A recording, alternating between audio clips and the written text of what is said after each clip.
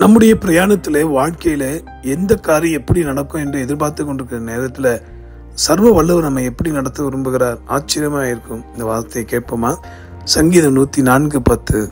அவர் பள்ளத்தாக்குகளில் நீரூற்றுகளை வரவிடுகிறார், அவைகள் மலைகள் நடுவே ஓடுகிறது. அன்பானவர்களே, பள்ளத்தாக்கின் அனுபவத்தில் நீங்க இருக்கிறீங்களோ? மலை போன்ற பிரச்சனை, ஐயா எப்ப பார்த்தாலும் போராட்டமா இருக்குன்னு நினைக்கிறீங்களா? இன்று தேவன் தருகிற வார்த்தை, பள்ளத்தாக்குகளின் நடுவிலே நீரூற்றுகளை வரவிடுகிறாராம். ஆம், இந்த நாளிலிருந்து உங்க வாழ்க்கையில ஆசீர்வாதம் என்கிற நீரூற்று, துக்கத்தின் மத்தியிலே ஆறுதல் என்கிற நீரூற்று, கவலையின் மத்தியிலே தேர்தல் என்கிற நீரூற்று, இப்படி பல நன்மைகள் உங்களுக்கு அவர் தரப்போகிறார். சந்தோஷமா இருங்க. மலைகள் நடுவே செல்லும். ஆம், மலை போன்ற பிரச்சனை நடுவிலே உங்கள் விசுவாசத்தை காத்துக்கொள்ளுங்க. அவையெல்லாம் மடுவாய் மாறி போகும்.